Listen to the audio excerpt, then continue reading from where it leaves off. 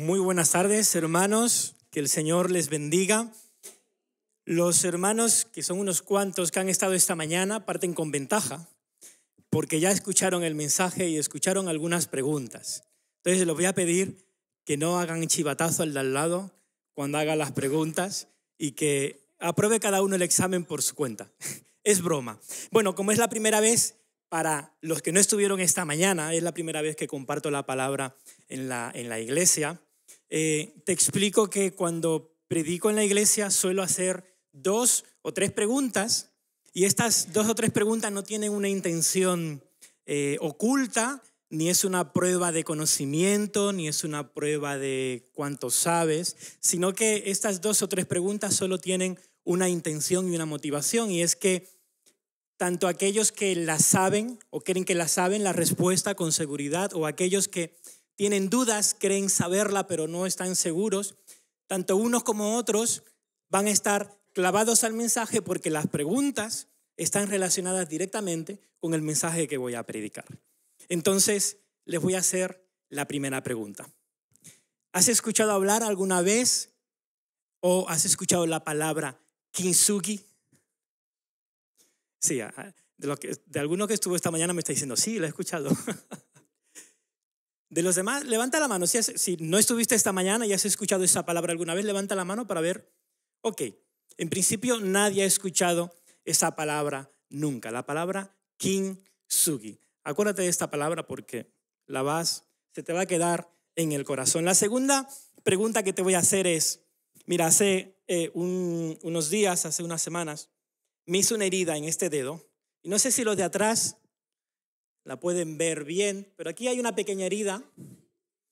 Cuando tú te hieres un dedo, ¿qué sueles hacer? Lo proteges, ¿no? ¿Alguna vez te has dado seguramente un golpe en un dedo o has estado en la cocina haciendo algo y de repente el cuchillo se te ha ido por donde no debía y te hizo una pequeña herida que no es grave, pero lo suficiente para molestar, ¿no? ¿Y os acordáis de ese dicho o habéis escuchado ese dicho que dice todos los golpes van al dedo malo? Te das un golpe un día en un dedo o te haces una herida un día en el dedo y a partir de ahí parece que todo lo que te haces va a ese bendito dedo. Y tienes 10, pero todos los golpes van a ese dedo. Tendemos a proteger cuando nosotros tenemos una herida, tenemos a proteger esa parte, esa zona, para que cure, no nos las toquen, se abra otra vez y tarde más en curar. Ahora, cuando nuestra herida está en lo profundo de nuestro corazón, ¿qué hacemos?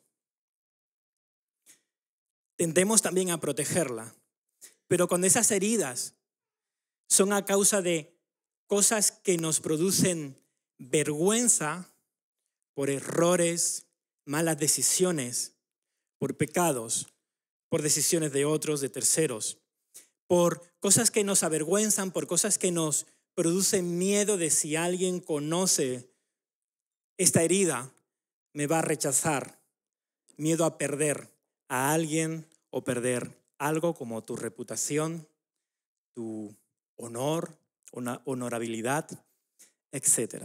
Cuando sucede eso en nuestro corazón, no tendemos a proteger la herida, tendemos a esconder el corazón. Entonces ponemos una barrera delante, nos vestimos con un caparazón bien rígido, duro y fuerte para que nadie toque esa herida, pero no por protección. La estamos escondiendo por vergüenza, por miedo. Y en esta mañana este mensaje va de heridas. He titulado este mensaje, no escondas tus heridas, muestra tus cicatrices. Y me gustaría que me acompañaras al Evangelio de Juan, capítulo 4, versículos 1 en adelante. todos ustedes o la inmensa mayoría que están participando en los hogares conocen esta historia porque ya la han estudiado y han hablado de ella largo y tendido. Evangelio de Juan, capítulo 4, versículos 1 en adelante. Voy a leer en la versión Reina Valera. Dice, cuando pues el Señor entendió que los fariseos habían oído decir, Jesús hace y bautiza más discípulos que Juan, aunque Jesús no bautizaba sino sus discípulos, salió de Judea y se fue otra vez a Galilea. Y le era necesario pasar por Samaria. Vino pues a una ciudad de Samaria llamada Sicar. En el Antiguo Testamento Sicar aparece como Siquem. Cuando veas en la Biblia Sicar o Siquem, están hablando de la misma aldea, el mismo pueblo, junto a la heredad que Jacob dio a su hijo José. Y estaba allí el pozo de Jacob. Entonces Jesús, cansado del camino, se sentó así junto al pozo. Era como la hora sexta. La hora sexta era el mediodía. No es las 6 de la mañana ni las 6 de la tarde. La hora sexta en aquel tiempo, en aquel contexto, mediodía. Vino una mujer de Samaria a sacar agua y Jesús le dijo, dame de beber. Pues sus discípulos habían ido a la ciudad a comprar de comer. La mujer samaritana le dijo, ¿cómo tú, siendo judío, me pides a mí de beber? Que soy mujer samaritana, porque judíos y samaritanos no se tratan entre sí. En la traducción, Nueva Traducción Viviente dice, no comparten la misma vasija, no tratan, no tienen ningún tipo de trato samaritanos y judíos. Versículo 10, respondió Jesús y le dijo, si conocieras el don de Dios, el regalo de Dios, ¿y quién es el que te dice, dame de beber? Tú le pedirías y él te daría agua viva. La mujer le dijo, Señor, no tienes con qué sacarla y el pozo es hondo. Algunos rabinos afirman que la profundidad de aquel pozo era de 30 metros. ¿De dónde pues tienes el agua viva? ¿Acaso eres tú mayor que nuestro padre Jacob, que nos dio de este pozo, del cual bebieron él, sus hijos y sus ganados? Respondió Jesús y le dijo, cualquiera que bebiera de esta agua volverá a tener sed. Mas el que bebiere del agua que yo le daré no tendrá sed jamás, sino que el agua que yo le daré será en él una fuente de agua que salte para vida eterna. La mujer le dijo, Señor, dame de esa agua para que yo no tenga sed, para que no tenga sed, ni venga aquí a sacarla. Jesús le dijo, ve, llama a tu marido y ven acá. Respondió la mujer y dijo, no tengo marido. Jesús le dijo, bien has dicho, no tengo marido, porque 5 maridos has tenido y el que ahora tienes no es tu marido. Esto has dicho con verdad. Le dijo la mujer, Señor, me parece que tú eres profeta. Nuestros padres adoraron en este monte y vosotros decís que en Jerusalén es el lugar donde se debe adorar. Jesús le dijo, mujer, créeme que la hora viene cuando ni en este monte ni en Jerusalén adoraréis al Padre. Vosotros adoráis lo que no sabéis, nosotros adoramos lo que sabemos, porque la salvación viene de los judíos. Mas la hora viene, y ahora es, cuando los verdaderos adoradores adorarán al Padre en espíritu y en verdad, porque también el Padre tales adoradores busca que le adoren. Dios es espíritu, y los que le adoran en espíritu y en verdad es necesario que adoren. Le dijo la mujer, sé que ha de venir el Mesías llamado el Cristo. Cuando Él venga, nos declarará todas las cosas. Y Jesús le dijo, yo soy el que habla contigo. En esto vinieron sus discípulos y se maravillaron de que hablaba con una mujer. Sin embargo, ninguno dijo, ¿qué preguntas o qué hablabas con ella? Entonces la mujer dejó su cántaro y fue a la ciudad y dijo a los hombres, venid, ved a un hombre que me ha dicho todo cuanto he hecho. ¿No será este el Cristo? Hasta aquí la lectura, hasta el versículo 29. Te voy a hablar de 3 tipos de heridas que este pasaje nos muestra. Y el primer tipo de herida es una de las heridas más profundas que pueda haber en nuestro corazón. Y son las heridas de nuestro pasado. Lo que Jesús le dice a aquella mujer le dice, ve y busca a tu marido y ven con tu marido. Tú imagínate, aquella mujer había tenido 5 maridos. ¿Cómo le explica aquella mujer a Jesús en ese momento? A ver, ¿cómo le cuento yo la historia a este hombre de que me he casado 5 veces y que ahora estoy con un hombre que no es mi marido? Y se fue a la versión corta y le dijo, no tengo marido. Pero Jesús no le dijo esto porque desconocía la situación. Jesús conocía el corazón de aquella mujer, conocía el pasado de aquella mujer.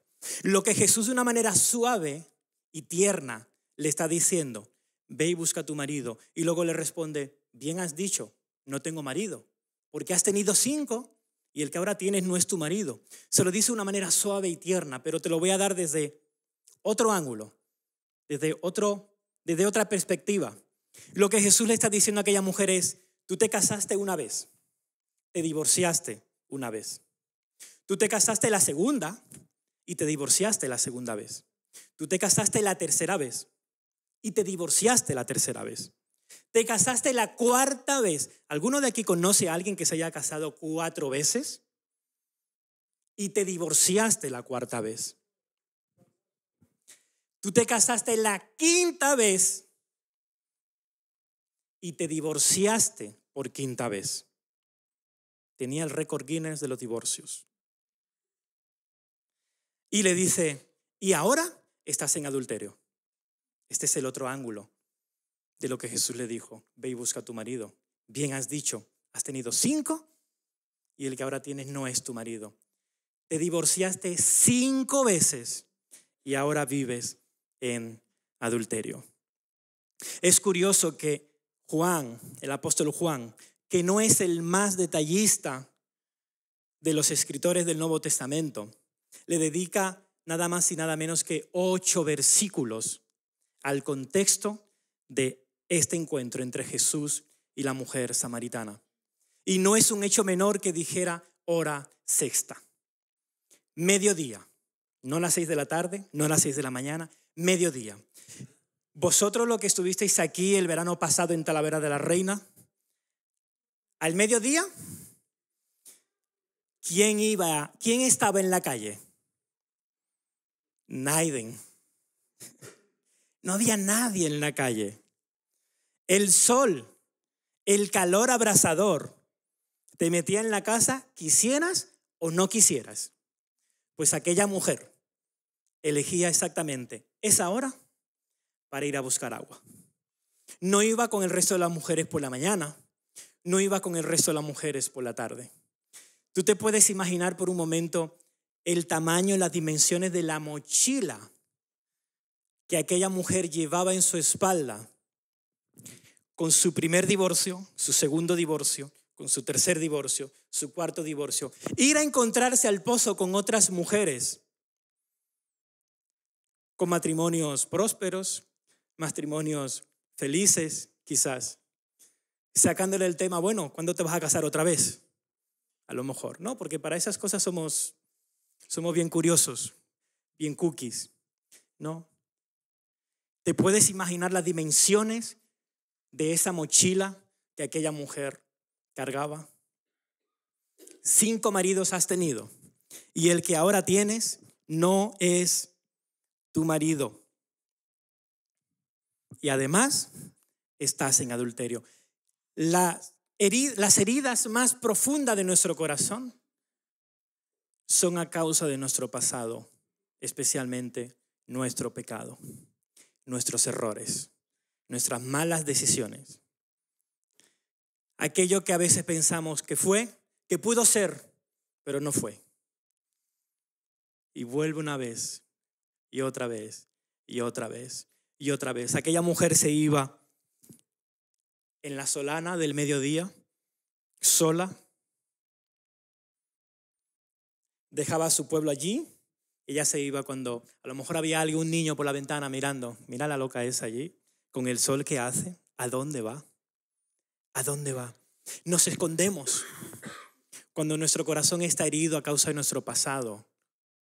nuestros pecados, nuestras malas decisiones, lo escondemos. No queremos que nos toquen el tema. No queremos que nos hablen de ello.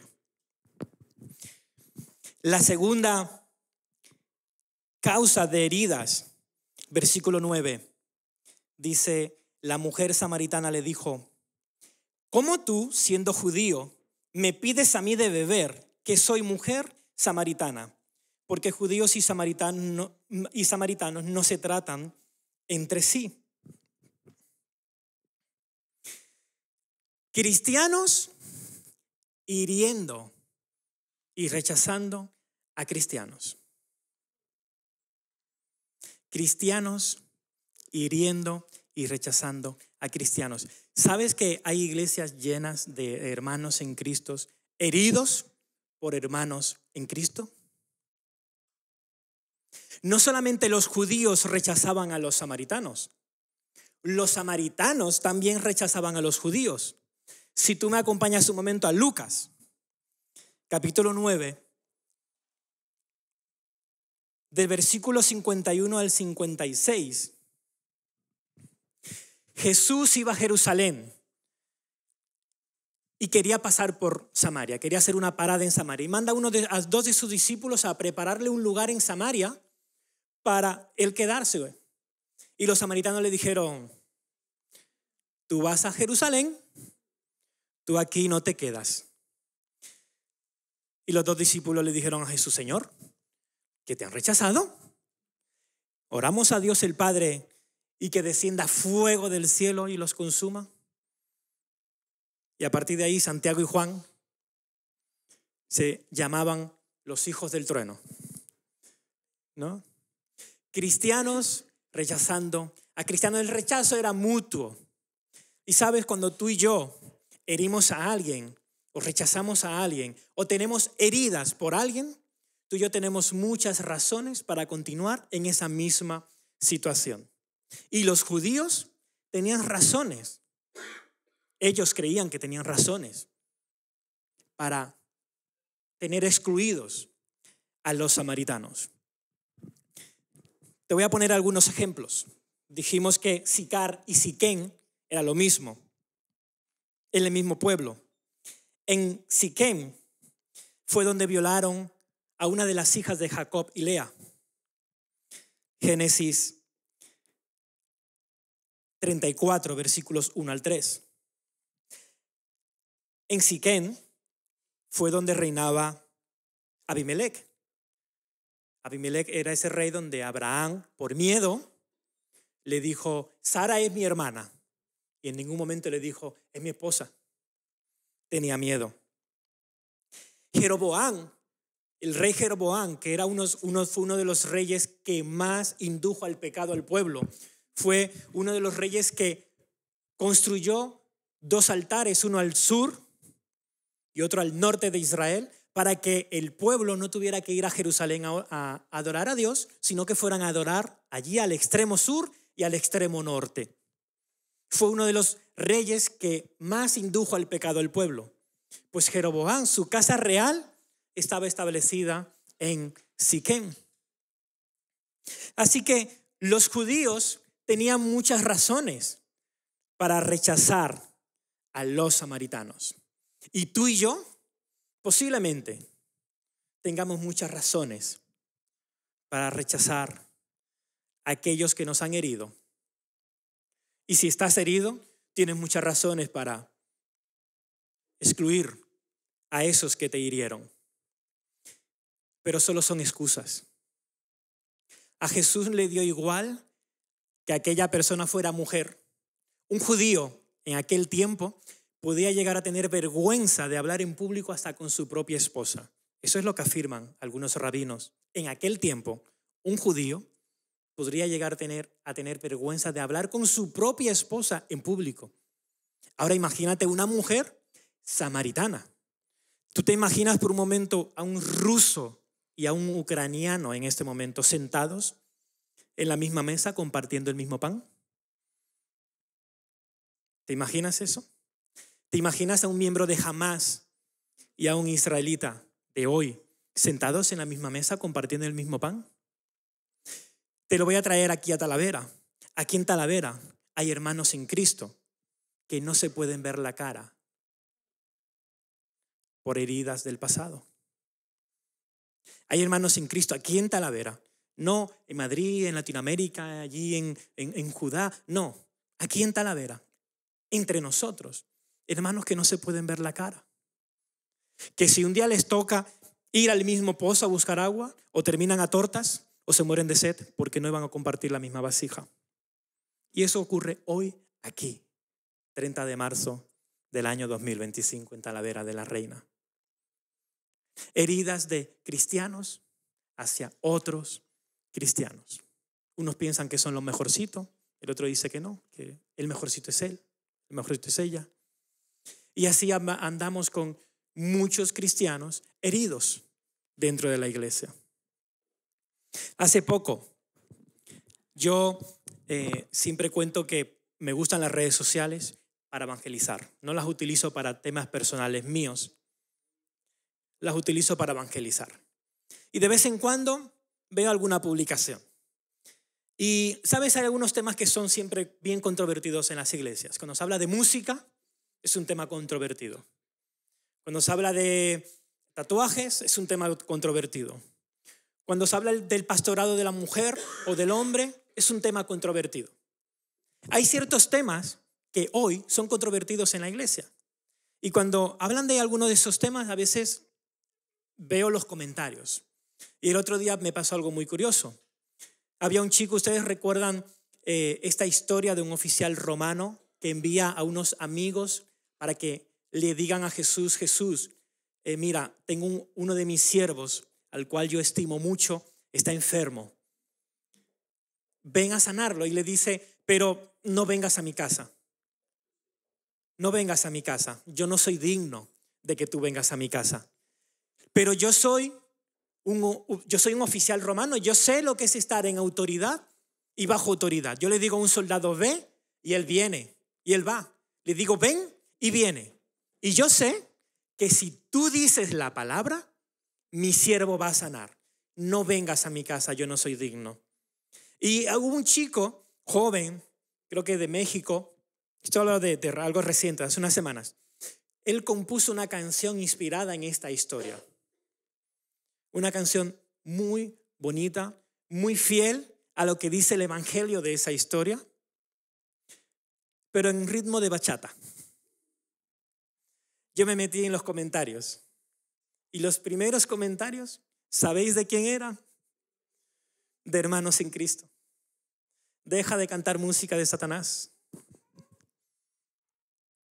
He visto a muchos jóvenes que han dejado de publicar cosas en las redes sociales porque sus mismos hermanos no dejan de avasallarlos y atacarlos y rechazarlos por lo que hacen. Cristianos hiriendo a cristianos. Pero hay otra clase de herida de la que te quiero hablar. No solo cristianos hieren a cristianos, también cristianos hieren a pecadores. En honor y en nombre de una distorsionada santidad y una distorsionada devoción a Dios. Cristianos que hieren a pecadores. ¿Sabes? Allí fuera hay mucha gente que no quiere entrar a las iglesias porque dentro hay gente que les hiere. Y ¿sabes? Eso es peligroso para nosotros. ¿Sabes por qué? Porque cuando una persona de allí fuera rechaza a la iglesia, termina rechazando a Cristo. Y cuando una persona rechaza a Cristo, termina siendo rechazado por el Padre, porque ha rechazado a su Hijo. Ahora, la Biblia dice que ay de aquel que sea piedra de tropiezo de uno de esos pequeños. Mejor le sería que se le atara al pie un molino y al fondo del mar. Es terrible, ¿no? Pues allí fuera hay muchas personas que no quieren saber de la iglesia. Cuando Jesús se encuentra con Saulo, no le dice, oye, ¿por qué persigues a la iglesia? Jesús le dice, ¿por qué me persigues a mí? A quien ellos rechazan no es a la iglesia, a quien terminan rechazando es a Cristo. Y que Dios nos guarde de que tú y yo seamos la causa de que ellos rechacen la iglesia y por ende a Cristo y que sean rechazados por Dios, por nuestra causa. Te voy a contar una pequeña historia que me aconteció a mí en este contexto. Cuando yo ascendí yo soy militar, llevo desde el año 2005 en el ejército. Yo ascendí a sargento, hasta ese momento era cabo, había sido soldado. Y hasta ese momento yo no tenía responsabilidades como soldado, yo solamente tenía superiores, jefes. Yo no tenía responsabilidad, pero como sargento iba a empezar a tener responsabilidad, iba a ser jefe de alguien, de un grupo, de un pelotón. Y cuando yo salí publicado en el boletín, me mandaron a Gerona. Llego allí, yo estaba muy ilusionado porque yo soy electrónico, yo soy especialista en electrónica y telecomunicaciones, y yo estaba muy ilusionado porque yo iba ya a mi taller. Bueno, yo pensaba que iba a ir a mi taller pequeñito, yo estaba ahí con 2, 3 personas, haciendo algo que me gusta de electrónica. Pero el jefe dijo, no, tú vas a ir a la oficina. La oficina era una oficina de gestión de un taller, especialmente mecánico, de mecánica, pero que había que gestionar armamento, óptica, electrónica, telecomunicaciones, mecánica pesada, mecánica de carros de combate.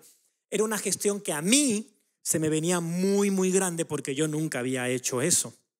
Y me pusieron como jefe de la oficina que lo tenía que gestionar. A esto le sumo que a esta presión de empezar a hacer algo que yo nunca había hecho y que no estaba capacitado realmente para hacerlo.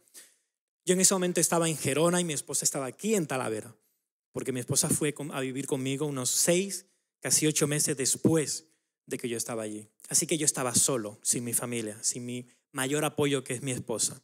Así que estaba en un lugar nuevo, en una experiencia nueva, totalmente distinta a la que había vivido. Y solo, sin mi familia, sin mi apoyo. No conocía a nadie allí. Cuando llego a la oficina, a los pocos días, yo me doy cuenta de que 3 de las 3 subordinadas que tenía en mi oficina, 2 de ellas eran lesbianas y una de ellas muy atea. Y aquello me dio miedo, porque yo iba a ser su jefe. Yo soy cristiano y, ¿sabes? La gente que me conoce un poco, como norma general, dice de mí que soy agradable, aunque sea un poco, educado, y que no es difícil tratar conmigo. La mayoría dicen eso, ¿vale? Unos pocos no dicen lo mismo, pero la mayoría dicen eso. Pero los que me conocen un poco más también saben que tengo mi carácter, y cuando yo tengo un objetivo y sé que tengo que ir por ahí, nada que venga a intentar apartarme de ese camino, yo no lo permito. Y si tengo que dar un puñetazo en la mesa y que los bolígrafos se levanten 10 centímetros de la mesa, lo doy si considero que eso es necesario para lograr un cambio, una reacción inmediata. Entonces tengo mi carácter. Entonces yo sabía que en algún momento iba a tener que tomar decisiones que le iban a afectar a ellas. Y pensaba, a ver si en algún momento van a pensar que las decisiones que tomo son porque yo soy cristiano y ellas son lesbianas, y van a ir por el camino corto a acusarme de acoso por razón de sexo, condición sexual o como se llame. Y eso me dio miedo. Y estuve orando, pidiéndole a Dios que me diera dirección, porque no sabía cómo afrontar todo esto que yo estaba viviendo en aquel momento.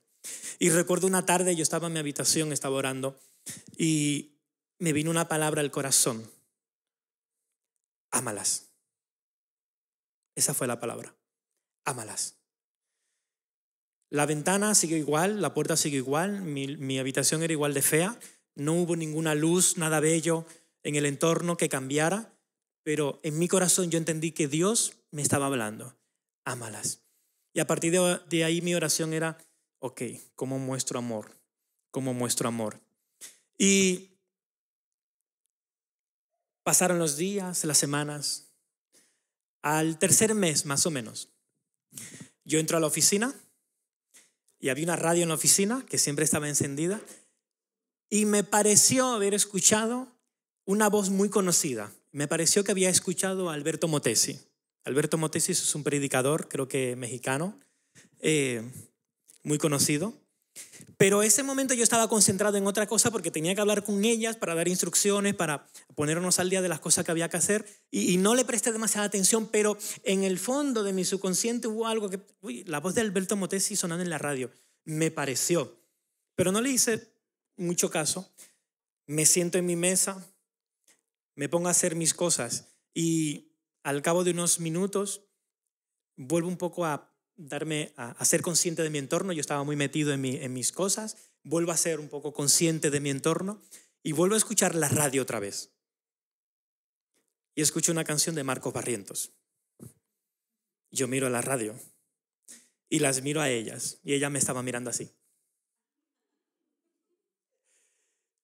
Y digo, ¿qué le pasa a la radio? Y me mira y dice, mi sargento, es que nosotros sabemos que a usted le gusta ese tipo de canciones cristianas. Y a partir de ahora, cada día, 1 hora al día, vamos a poner la música que a usted le gusta. Yo nunca había hablado con ellas hasta ese momento de qué música me gusta o no me gusta. Había compartido mi fe en algún momento con ellas, pero nunca les había dicho. De hecho, yo ni sabía que existía una emisora cristiana en aquella región. A partir de ese día empecé a sintonizarla en mi coche. Pero hasta ese momento yo no sabía, que me la enseñaron ellas. Por la tarde, ese día teníamos una jornada intensiva. Por la tarde, la atea, la más atea, me dice, mi sargento, me gustaría hablar con usted en privado. Ok, vamos a la sala de reuniones que estaba justo al lado. Y me dice, tengo que confesarle una cosa. Y me dice, cuando vimos su nombre en el boletín, nuestro jefe señaló su nombre y dijo, ese que pone ahí, Edu y Marine Peña, va a ser vuestro jefe cuando venga. O sea, ellas, unos 2 meses antes de que yo llegara allí, ellas ya sabían que yo iba a ser, bueno, no me conocían a mí, habían visto un nombre en un papel, sabían que un tal Edu y Marine Peña iba a ser el jefe de aquella oficina. Y dice, empezamos a llamar a la academia donde usted estaba, algunos amigos, algunos compañeros que tenemos allí, porque queríamos saber cómo era usted, quién era el que iba a ser nuestro jefe. Y lo que escuchamos que nos decían, a mí me dio miedo.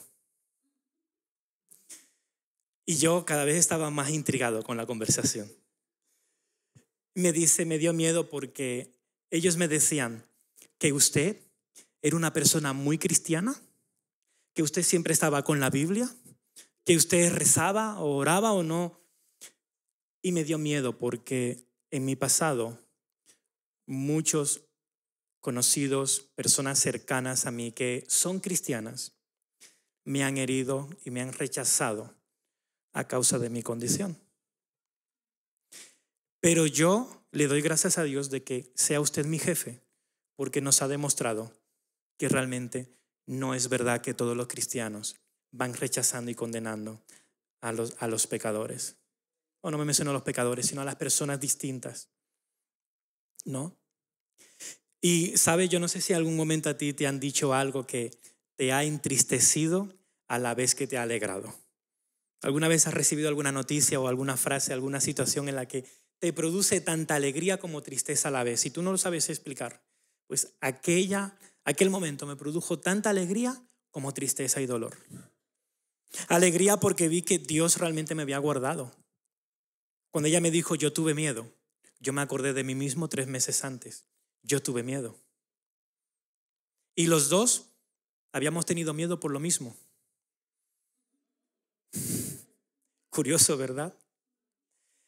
Entonces me alegré de que Dios me había guardado, me había cubierto con su manto para ser un buen ejemplo con ellas.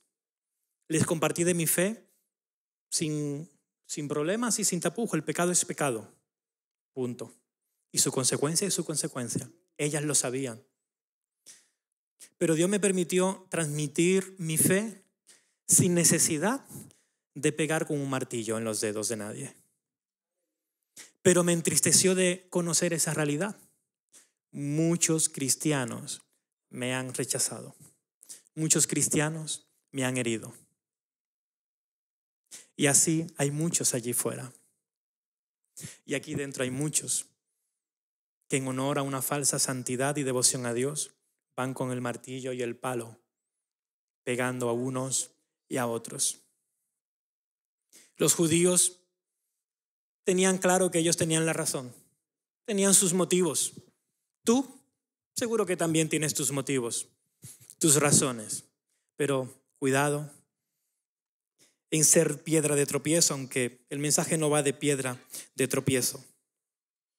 Cuidado con las heridas que tenemos, cuidado con las heridas que provocamos y a quién se la provocamos. Te voy a hablar de varios obstáculos, varias barreras que evitan que una persona que está herida sea sanada. Hemos hablado de heridas del pasado a causa de nuestros pecados. He hablado de heridas causadas por cristianos a otros cristianos y cristianos a pecadores. De esos tres tipos de heridas hemos hablado. Ahora, ¿cuáles son los obstáculos que nos vamos a encontrar para ser sanados? Versículo 10 dice: respondió Jesús y le dijo: si conocieras el don de Dios y quién es el que te dice, dame de beber, tú le pedirías y él te daría agua viva. El primer obstáculo que tú y yo vamos a tener para ser sanos de nuestras heridas es la ignorancia, el desconocimiento. Y cuando hablo de conocimiento, no te hablo del conocimiento intelectual que te enseñan en la escuela, en los tutoriales de YouTube, en los libros que puedes leer, en la universidad. No, cuando te hablo de conocimiento, te hablo de ese conocimiento de Dios que viene de la mente y traspasa al corazón. Y te lo voy a ilustrar de la siguiente manera.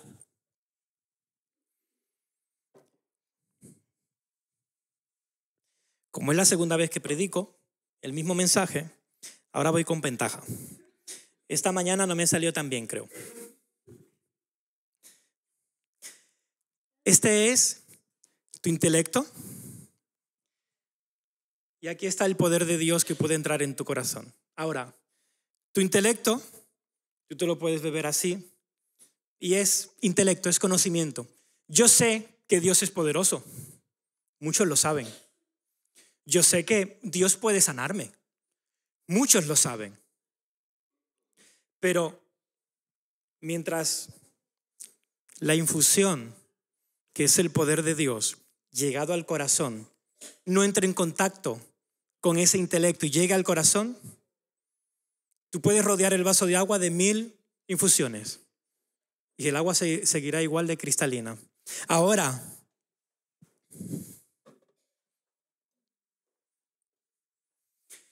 si tú coges la infusión y la introduces en el agua, entonces la infusión colorea el interior del agua.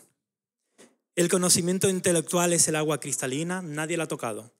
El conocimiento que llega al corazón, que es el que te va a sanar a través del poder de Dios, es cuando tú permites que Dios, el poder de Dios sea real en tu vida. La presencia de Dios sea real en tu vida y no un mero conocimiento intelectual que muchos allí fuera también tienen. Es vivirlo. Es vivirlo. Tú puedes rodear un vaso de agua con 1000 infusiones. Si la infusión no entra en contacto, no hará nada. Una sola infusión entra en contacto y ya mancha o pinta todo el agua del color de la infusión. Y así opera el poder de Dios en nosotros. Tú puedes tener un conocimiento intelectual, pero Dios te llama a un conocimiento de tu corazón. Dios quiere entrar en tu corazón y que su palabra sea impacto en tu corazón, no un mero conocimiento. Los fariseos conocían, eran doctores de la ley, conocían la Torá desde la A a la Z. Vieron a Dios delante y no se enteraron.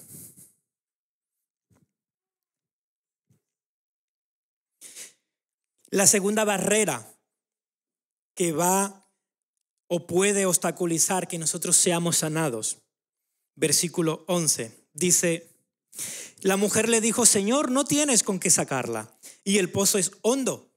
Hemos dicho que según algunos rabinos el pozo era de 30 metros de profundidad, más o menos.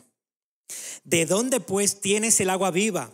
¿Acaso eres tú mayor que nuestro padre Jacob, que nos dio este pozo, del cual bebieron él, sus hijos y sus ganados? ¿Sabes lo que la mujer le está diciendo? ¿Tú eres mejor que lo que yo tengo?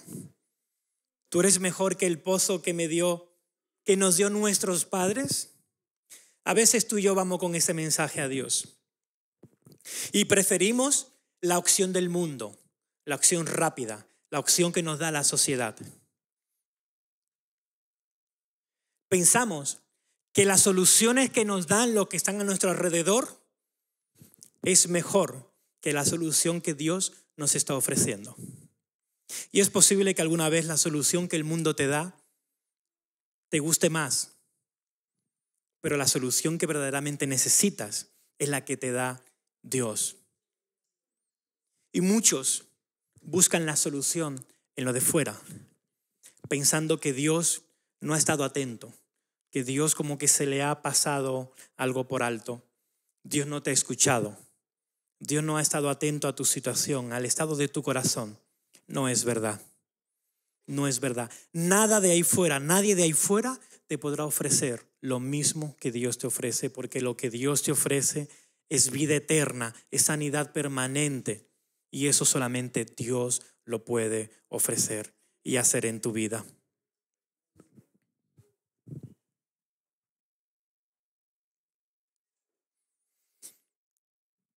Acudimos a soluciones temporales y efímeras. Versículo 13 dice: respondió Jesús y le dijo: cualquiera que bebiere de esta agua volverá a tener sed.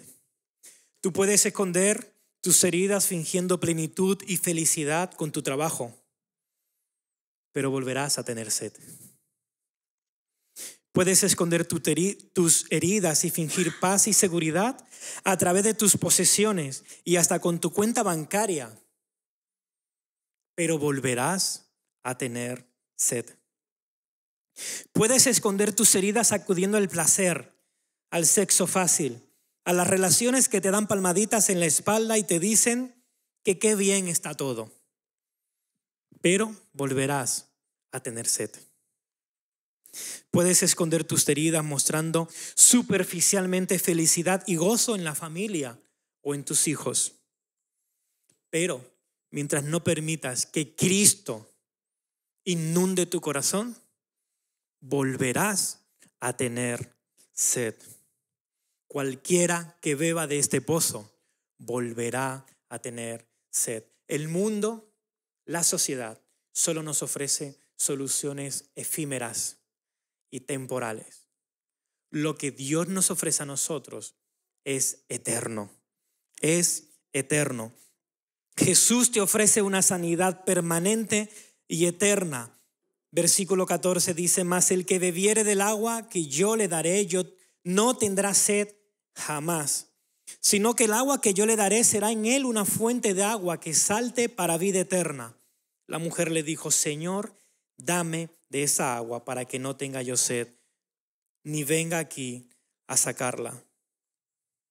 El único que te ofrece una solución permanente y eterna se llama Jesús. No sé qué estás buscando. No sé si lo has encontrado. Pero si lo estás buscando fuera de Cristo, vas a volver a tener sed.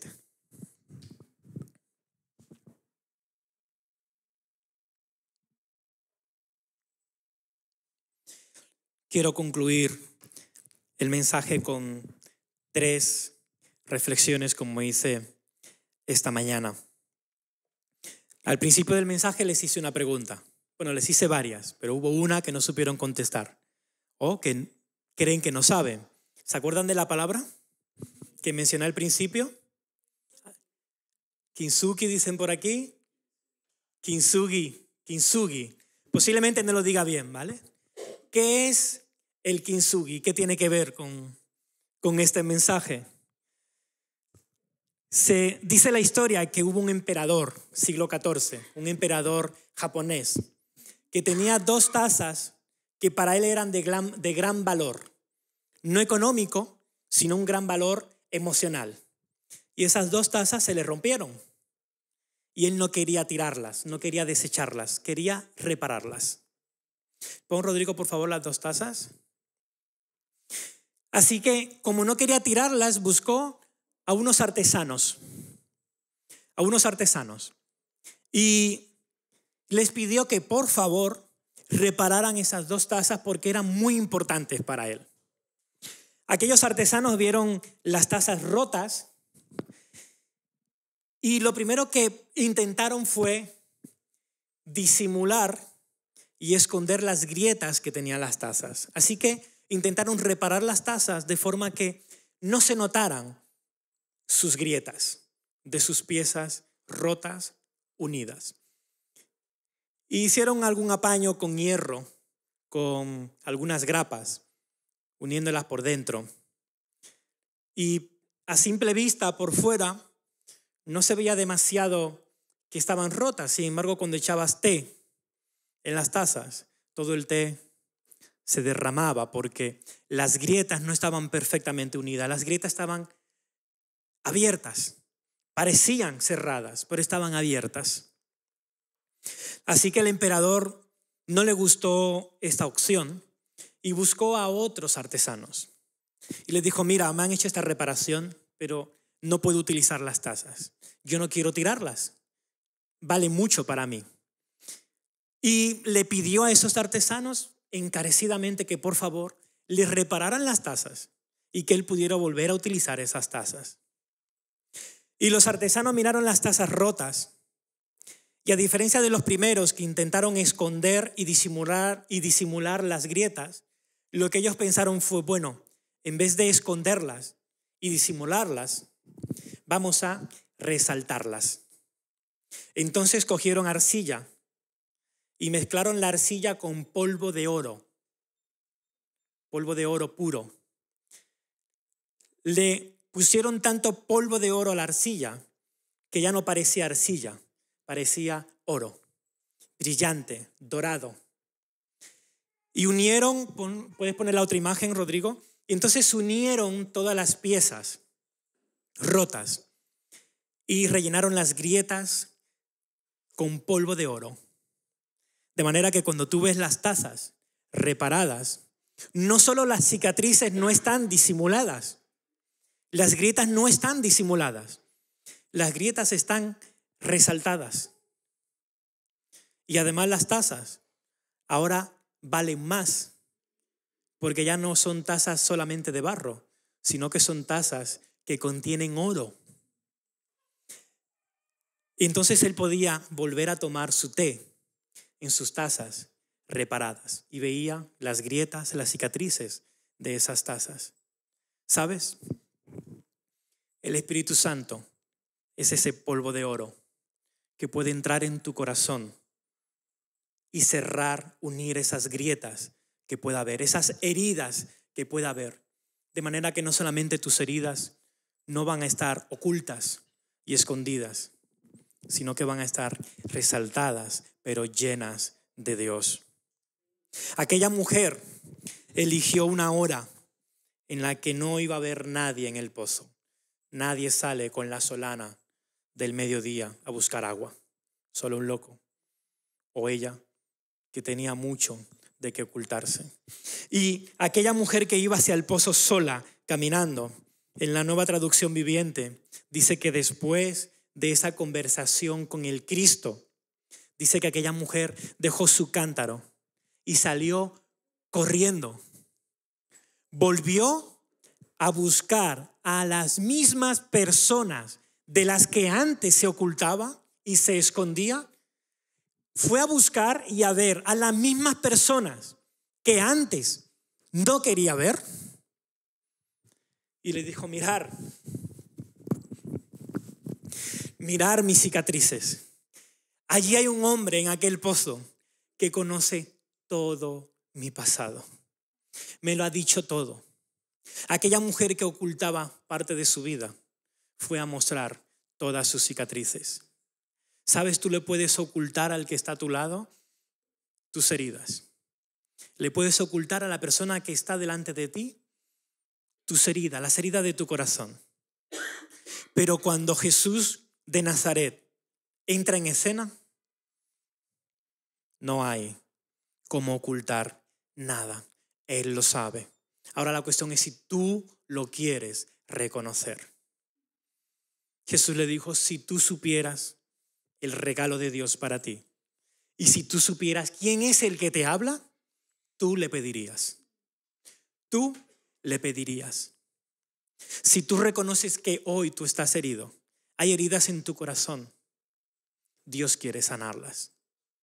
La tercera reflexión con la que voy a terminar, y si tienes Kleenex puedes cogerlos porque a lo mejor a algún sensible se le sale alguna lágrima. Te voy a contar la historia de una pareja que quiso tener hijos. Estuvieron un año intentando tener hijos y no llegaba la noticia. Pasaron 2 años y no llegaba la noticia. Pasaron 3 años y no llegaba la noticia.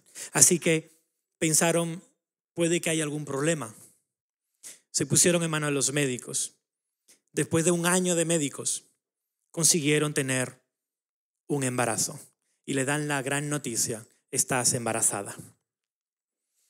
Después de 4 años buscando tener un bebé, ¿te puedes imaginar la alegría y el gozo que supone para unos padres cuando por fin le dicen, estás embarazada, estáis esperando a ese bebé que tanto anheláis? No se queda ahí la cosa. Un par de semanas más tarde le dijeron, mira, aquí está uno de tus bebés y de este lado está otro de tus bebés. Vienen 2, no solo 1. ¿Te imaginas? A alguno le daría hasta miedo, ¿no?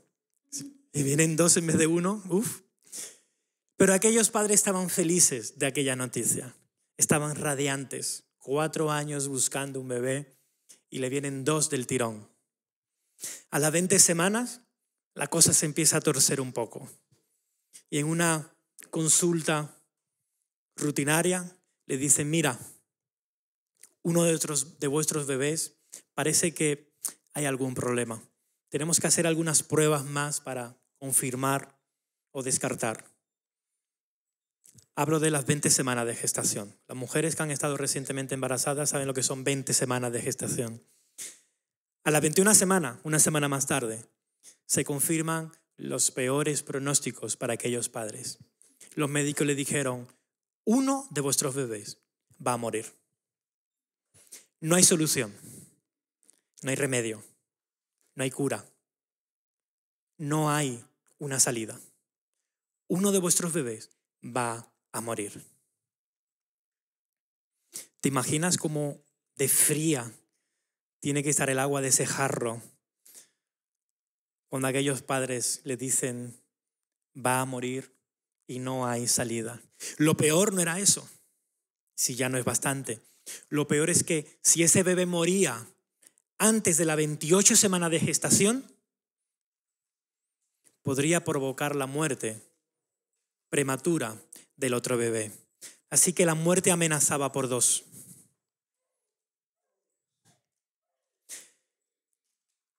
Desde la 21 semana hasta la 28 semanas, las horas pasaban como si fueran días. Muy lentas, muy lentas, muy lentas. La amenaza de muerte estaba ahí. Si una de las bebés moría, la otra podía morir. Llegaron a las 28 semanas y fue un alivio. Siguieron pasando las semanas, 29, 30, hasta las 37 semanas y 3 días. A las 37 semanas y 3 días, las 2 bebés nacen vivas. Y al tercer día, la que tenía el pronóstico grave, muere. La mamá recuerda cómo su cuerpo cálido se tornaba frío en su pecho, con su bebé en brazo. El papá, en su oído derecho, todavía recuerda un sonido agudo, como una flecha o una navaja bien afilada que atravesaba su corazón. Ese sonido agudo es de la última exhalación de aquella bebé. ¿Te puedes imaginar por un momento en cuántos pedazos se puede romper el corazón de unos padres que ven morir a su bebé en brazos Después de 4 años buscando, ¿te puedes imaginar en cuántos trozos? Yo no sé en cuántos trozos.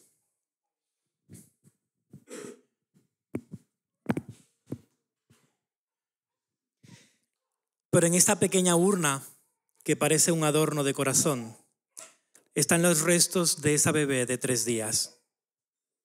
Su otra hermana se llama Esther, tiene 6 años, ¿la conocéis?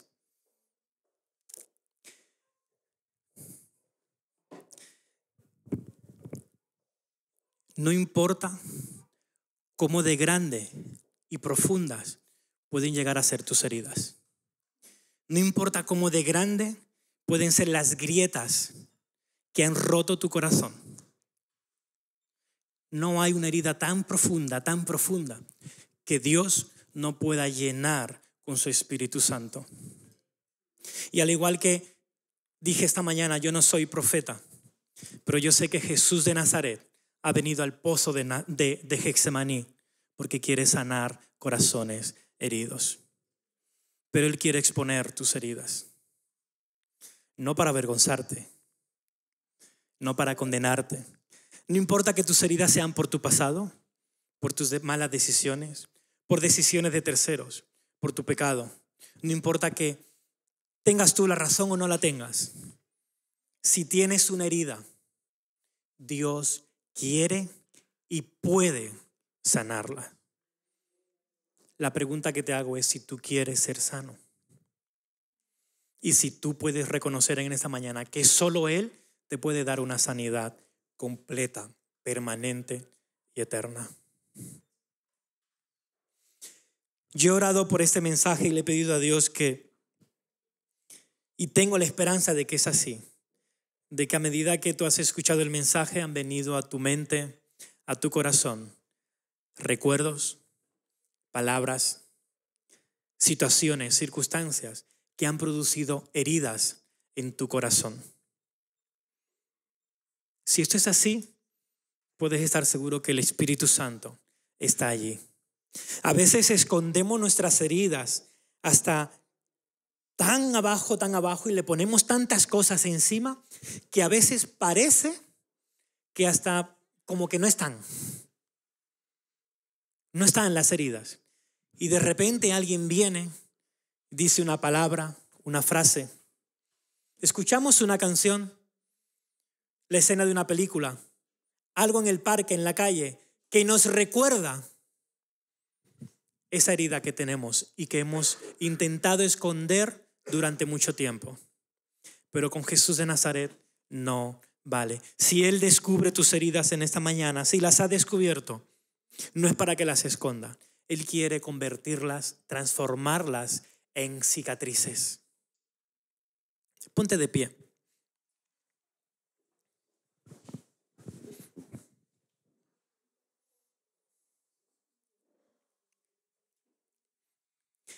Si estás sano por completo, ora por aquellos que quizás no le estén. Pero si reconoces hoy que en tu corazón puede haber alguna herida, Dios quiere y puede sanarla. Padre Celestial, gracias por permitirnos escuchar tu palabra, leer tu palabra y escuchar que tú quieres y puedes sanarnos. Y yo oro, Señor, por mis hermanos.